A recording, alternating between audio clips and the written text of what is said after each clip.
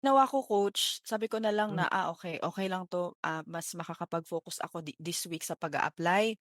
So nung Monday ng gabi, dun na sunod-sunod na nag-chat yung mga client na for interview, gano'n. Tas 5 sila coach, 5 sila na oh, na na naka-schedule na for interview.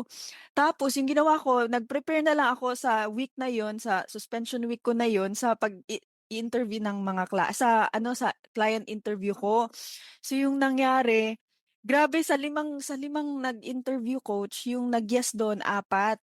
Tapos 2 yung naging client ko, tas yung pangatlo, eto yung ano, yung pangatlo, eto yung kanina.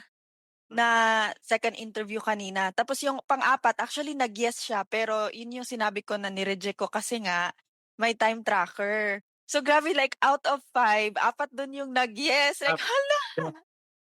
grabe yung passing rate mo, mas Oo. lalo kasi ako parang ilan ba yung passing rate ko usually, parang sabi ko na lang kasi sa'yo parang hindi lang 50% 'di ba? Parang Oo,